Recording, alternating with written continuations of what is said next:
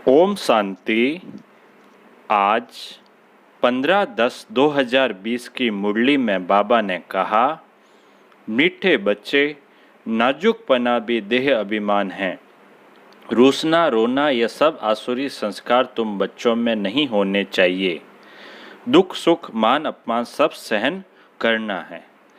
प्रश्न है आज का, सर्विस में ढीलापन आने का मुख्य कारण क्या है? प्रश्न का उत्तर, जब देह अभिमान के कारण एक दो की खामियां देखने लगते हैं तब सर्विस में ढीलापन आता है। आपस में अनबनी होना भी देह अभिमान है। मैं फलाने के साथ नहीं चल सकता, मैं यहाँ नहीं रह सकता, यह सब नाजुकपना है। यह बोल मुख से निकालना माना कांटे बनना, ना फरमानबरदार बनना। बाबा कहते, बच्चे तुम रूहानी मिलिट्री हो, इसलिए ऑर्डर हुआ तो फौरन हाजिर होना चाहिए। कोई भी बात में आनाकानी मत करो। अब सुनते हैं मुरली विस्तार से। ओम शांति। रूहानी बाप बैठ रूहानी बच्चों को समझाते हैं। बच्चों को पहले पहले ये शिक्षा मिलती है कि अपने को आत्मा निश्चय करो, देह अभिमान छोड़ देही अभिमानी बनना है। हम आत्मा हैं, देही अभिमानी बने तब ही बाप को याद कर सकें। वह है अज्ञान काल, यह है ज्ञान काल। ज्ञान तो एक ही बाप देते हैं जो सर्व की सद्गति करते हैं, और वह है निराकार, अर्थात उनका कोई मनुष्य आकार नहीं है। जिसको मनुष्य का आकार है उनको भगवान नहीं कह सकते। अब आत्माएं तो सब निराकार ही है, परंतु देह अभिमान में आने से अपने को आत्मा भूल गए हैं। अब बाप कहते हैं, तुमको वापस जाना है, अपने को आत्मा समझो, आत्मा समझ बाप को याद करो, तब जन्म जन्मांतर के पाप भस्म हो और कोई उपाय नहीं। आत्मा ही पतित, आत्मा ही पावन बनती है। बाप ने समझाया है, पावन आत्माएं हैं सत्युग त्रेता में, पतित आत्मा फिर रावण राज्य में बनती है। सीढ़ी में भी समझाया है, जो पावन थे वह पतित बने हैं। 5000 वर्ष पहले तुम सब आत्माएं शांति धाम में पावन थी, उसको कहा ही जाता है निर्वाण धाम। फिर कलयुग में पतित बनते हैं, तब चिल्लाते हैं, हे पतित पावन आओ। बाबा समझाते हैं, बच्चे मैं जो तुमको ज्ञान दे रहा हूँ पतित से पावन होने का, वह सिर्फ मैं ही देता हूँ, जो फिर प्राय लोप हो जाता है। बाप को ही आकर सुनाना पड़ता है। यहाँ मनुष्यों ने अथाह शास्त्र बनाए हैं। सत्युग में कोई शास्त्र होता ही नहीं, वहाँ भक्ति मार्ग रिंचक भी नहीं। कहाँ पर? सत्युग में। सत्युग में तो शास्त्रों की जरूरत ही नहीं है। भक्ति मार्ग तो कब से चालू हुआ? द्वापर से। अभी बाप कहते हैं, तुम मेरे द्वारा ही पतित से पावन बन सकते हो। पतित से पावन बनाने वाला और तो कोई है नहीं बाबा के अलावा।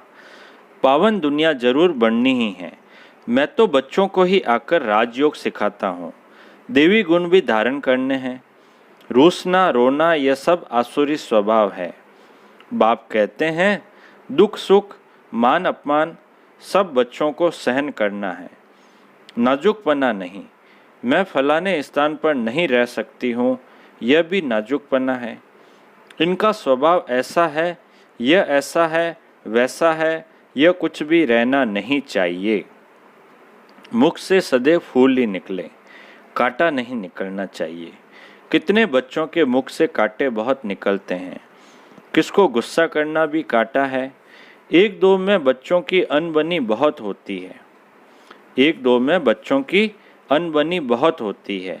देह अभिमान होने के कारण एक दो की खामियां देखते खुद में अनेक प्रकार की खामियां रह जाती हैं। इसलिए फिर सर्विस ढीली पड़ जाती है। दूसरे की खामियां देखते हैं तो खुद की खामियां रह जाती है, और उसके वजह से सर्विस में ढीलापन आ जाता है। बाबा समझाते हैं, यह भी ड्रामा अनुसार होता है, सुधरना भी तो है। मिलिट्री के लोग जब लड़ाई में जाते हैं तो उन्हों का काम ही है दुश्मन से लड़ना। फ्लड्स होती है, वह कुछ हंगामा हुआ तो भी बहुत मिलिट्री को बुलाते हैं। फिर मिलिट्री के लोग मजदूरों आदि का काम भी करने लग पड़ते हैं। गवर्नमेंट मिलिट्री को ऑर्डर करती है, यह मिट्टी सारी भरो। अगर कोई न आया तो गोली के मुंह में। गवर्नमेंट का ऑर्डर मानना ही पड़े। बाप कहते हैं तुम भी सर्विस के लिए बंधे हुए हो। बाप जहाँ भी सर्विस पर जाने के लिए बोले जट हाजिर होना चाहिए। नहीं माना तो मिलिट्री नहीं कहेंगे। वह फिर दिल पर नहीं चढ़ते। तुम बाप के मददगार हो सबको पैगाम देने में। अब समझो कहाँ बड़ा म्यूजियम खोलते हैं, कहते हैं 10 माइल दूर है। सर्विस पर तो जाना पड़े ना। खर्चे का ख्याल थोड़ी करना है। बड़े से बड़ी गवर्नमेंट बेहद के बाप का ऑर्डर मिलता है, जिसका राइट हैंड फिर धर्मराज है। उनकी श्रीमत पर न चलने से फिर गिर पड़ते हैं। श्रीमत कहती है अपनी आँखों को सिविल बनाओ। काम पर जीत पाने की हिम्मत रखनी चाहिए। बाबा का हुक्म है, अगर तुम नहीं मानेंगे तो एकदम चकनाचूर हो जाएंगे। 21 जन्मों की राजाई में रोला पड़ जाएगा। बाप कहते हैं मुझे बच्चों के बिगड़ तो कभी कोई जान न सके। कल्प पहले वाले ही आहिस्ते आहिस्ते निकलते रहेंगे। यह है बिल्कुल नई नई बातें। यह है गीता का युग, परंतु शास्त्रों में इस संगम युग का वर्णन नहीं है। गीता को भी द्वापर में ले गए हैं, लेकिन जब राजयोग सिखाया तो जरूर संगम होगा ना। परंतु किसकी भी बुद्धि में ये बातें नहीं हैं। अभी तुम्हें ज्ञान का नशा चढ़ा हुआ है। मनुष्यों को है भक्ति मार्ग का नशा। मनुष्यों को है भक्ति मार्ग का नशा। कहते हैं भगवान भी आ जाए तो भी हम भक्ति नहीं छोड़ेंगे। यह उत्थान और पतन की सीढ़ी बहुत अच्छी है, तो भी मनुष्यों की आंखें नहीं खुलती। माया के नशे में एकदम चकनाचूर है। ज्ञान का नशा बहुत देरी से चढ़ता है। पहले तो देवी गुण भी चाहिए। बाप का कोई भी ऑर्डर हुआ तो उनमें आनाकानी नहीं करनी है। यह मैं नहीं कर सकता हूँ, इसको कहा जाता है ना फरमान बरदार। श्रीमत मिलती है ऐसा ऐसा करना है तो समझना चाहिए कि शिव बाबा की श्रेष्ठ मत है। वह है सद्गति दाता। दाता कभी उल्टी मत नहीं देंगे। सद्गति करने वाला है तो वो कभी उल्टी मत देगा क्या? कभी भी नहीं। बाप कहते हैं मैं इनके बहुत जन्मों के अंत में प्रवेश करता हूँ। इनसे भी देखो लक्ष्मी ऊंच चली जाती है। गायन भी है, फीमेल को आगे रखा जाता है। पहले लक्ष्मी फिर नारायण। यथा राजा रानी तथा प्रजा हो जाती है। तुमको भी ऐसा श्रेष्ठ बनना है। इस समय तो सारी दुनिया में रावण राज्य है। सभी कहते हैं राम राज्य चाहिए। अब है संगम। जब इन लक्ष्मी नारायण का राज्य था तो रावण राज्य नहीं था। फिर चेंज कैसे होती है ये कोई नहीं जानते। सभी घोर अंधियारे में हैं। समझते हैं कलयुग तो अभी छोटा बच्चा रेगड़ी पहन रहा है, तो मनुष्य और ही नींद में सोए हुए हैं। यह रूहानी नॉलेज रूहानी बाप ही रूहों को देते हैं। राजयोग भी सिखलाते हैं। कृष्ण को रूहानी बाप नहीं कहेंगे। वह ऐसे नहीं कहेंगे कि हे रूहानी बच्चों। यह भी लिखना चाहिए रूहानी नॉलेजफुल बाप स्पिरिचुअल नॉलेज रूहानी बच्चों को देते हैं। क्या लिखना चाहिए? रूहानी नॉलेजफुल बाप स्पिरिचुअल नॉलेज रूहानी बच्चों को देते हैं। बाप समझाते हैं दुनिया में सभी मनुष्य है देह अभिमानी। मैं आत्मा हूँ यह कोई नहीं जानते हैं।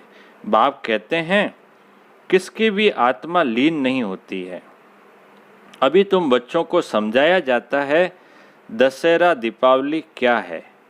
दशहरा दीपावली आने वाला है ना, इसके बारे में रहस्य समझाते हैं बाबा। मनुष्य तो जो भी पूजा आदि करते हैं सब ब्लाइंड फेथ की, जिसको गुड्डी पूजा कहा जाता है। पत्थर पूजा कहा जाता है। अभी तुम पारस बुद्धि बनते हो तो पत्थर की पूजा नहीं कर सकते हो। चित्रों के आगे जाकर माथा टेकते हैं, कुछ भी समझते नहीं, कहते भी हैं ज्ञान भक्ति और वैराग्य। ज्ञान आधा कल्प चला, फिर भक्ति शुरू हुई। अब तुमको ज्ञान मिलता है तो भक्ति से वैराग्य आ जाता है। यह दुनिया ही बदलती है। कलयुग में भक्ति है, सतयुग में भक्ति होती नहीं, वहाँ है ही पूज्य। बाप कहते हैं बच्चे तुम माथा क्यों टेकते हो? आधा कल्प तुमने माथा भी घिसाया, पैसे भी गवाए, मिला कुछ नहीं। माया ने एकदम माथा मोड़ लिया है, कंगाल बना दिया है।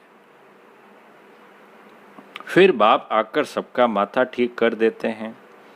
अभी आहिस्ते आहिस्ते कुछ यूरोपियन लोग भी समझते हैं। बाबा ने समझाया है, यह भारतवासी तो बिल्कुल तमोगुनी बन गए हैं। वह और धर्म वाले फिर भी पीछे आते हैं तो सुख भी थोड़ा दुख भी थोड़ा मिलता है।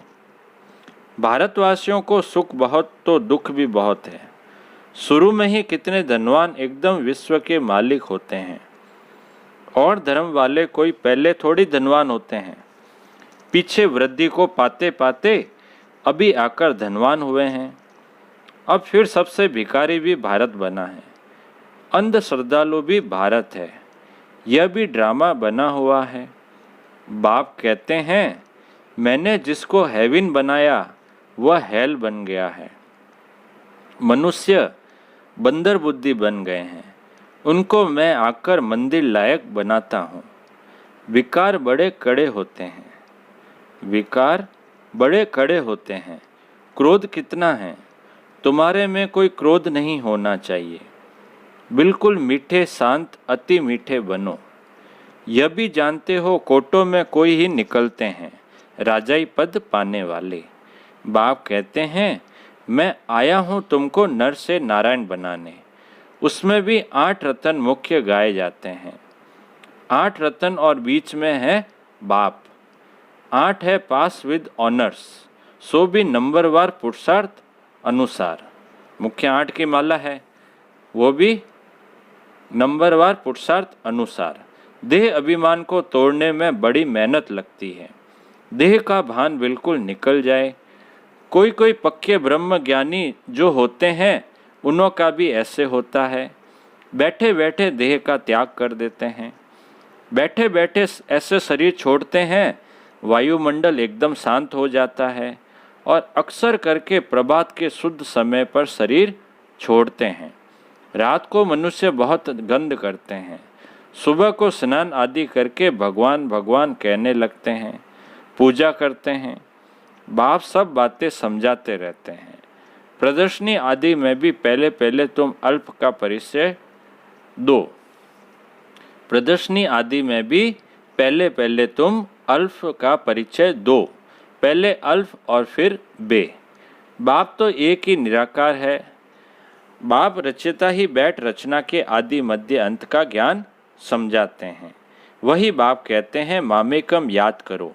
देह के संबंध छोड़ अपने को आत्मा समझ मामेकम याद करो।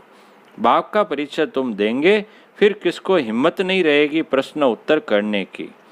पहले बाप का निश्चय पक्का हो जाए तब बोलो 84 जन्म ऐसे लिए जाते हैं। चक्र को समझ लिया, बाप को समझ लिया, फिर कोई प्रश्न उठेगा नहीं। बाप का परिचय देने भीकर बाकी तुम टिक टिक करते हो तो उसमें तुम्हारा टाइम बहुत वेस्ट हो जाता है। गले ही घुट जाते हैं। पहली पहली बात अल्प की उठाओ। टिक टिक करने से समझ थोड़ी सकते हैं। बिल्कुल सिंपल रीति और धीरे से बैठ समझाना चाहिए। जो देही अभिमानी होंगे वही अच्छा समझा सकेंगे। बड़े बड़े म्यूजियम में अच्छे अच्छे समझाने वालों को मदद देनी पड़े। थोड़े रोज अपना सेंटर छोड़ मदद देने आ जाना है। पिछाड़ी में सेंटर संभालने कोई को बिठा दो। अगर गद्दी संभालने लायक कोई को आप समान नहीं बनाया है तो बाप समझेंगे कोई काम के नहीं, सर्विस नहीं की। बाबा को लिखते हैं सर्विस छोड़ कैसे जाएं? अरे बाबा, हुक्म करते हैं, फलानी जगह प्रदर्शनी है, सर्विस पर जाओ। अगर गद्दी लायक किसको नहीं बनाया है तो तुम किस काम के? बाबा ने हुक्म किया, जट भागना चाहिए। महारथी ब्राह्मणी उनको कहा जाता है, बाकी तो सब है घोड़े सवार प्यादे।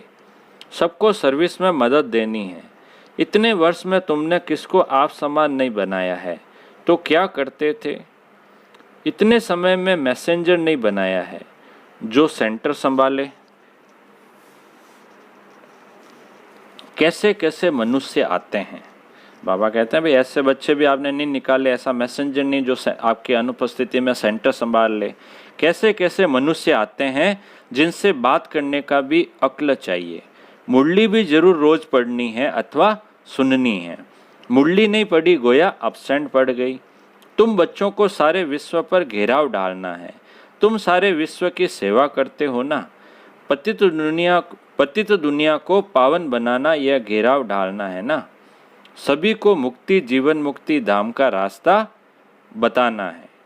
सभी को मुक्ति जीवन मुक्ति धाम का रास्ता बताना है, दुख से छुड़ाना है। अच्छा, मीठे मीठे सिकिलदे बच्चों प्रति माता पिता बाप दादा का याद प्यार और गुड मॉर्निंग। रूहानी बाप की रूहानी बच्चों को नमस्ते। हम रूहानी बच्चों की रूहानी बाप दादा को याद प्यार, गुड मॉर्निंग और नमस्ते नमस्ते नमस्ते। सदा रहेंगे हंसते, बन जाएंगे फरिश्ते। वाह बाबा वाह, वह मेरा भाग्य। धारणा के लिए मुख्य सार है, पहला पॉइंट है, बहुत मीठे शांत अति मीठे स्वभाव का बनना है। कभी भी क्रोध नहीं करना है। अपनी आँखों को बहुत बहुत सिविल बनाना है। धारणा के लिए जो दूसरा पॉइंट है वो है, बाबा जो हुक्म करे उसे फौरन मानना है। सारे विश्व को पतित से पावन बनाने की सेवा करनी है, अर्थात घेराव डालना है। अब मीठे बाबा का मीठा वरदान। अपने महत्व व कर्तव्य को जानने वाले सदा जागती ज्योत भव। अपने महत्व व कर्तव्य को जानने वाले सदा जागती ज्योत भव। विस्तार है, आप बच्चे जग की ज्योति हो। आपके परिवर्तन से विश्व का परिवर्तन होना है। इसलिए बीती सो बीती कर अपने महत्व व कर्तव्य को जानकर सदा जागती ज्योत बनो। आप सेकंड में स्व परिवर्तन से विश्व परिवर्तन कर सकते हो। सिर्फ प्रैक्टिस करो। अभी अभी कर्म योगी, अभी अभी कर्मातीत स्टेज। जैसे आपकी रचना कछुआ सेकंड में सब अंग समेट लेता है, ऐसे आप मास्टर रचता समेटने की शक्ति के आधार से सेकंड में सर्व संकल्पों को समाकर एक संकल्प में स्थित हो जाओ। स्लोगन है, लवलीन स्थिति का अनुभव करने के लिए स्मृति विस्मृति की युद्ध समाप्त करो। लवलीन स्थिति का अनुभव करने के लिए स्मृति विस्मृति की युद्ध समाप्त करो। अच्छा, ओम शांति।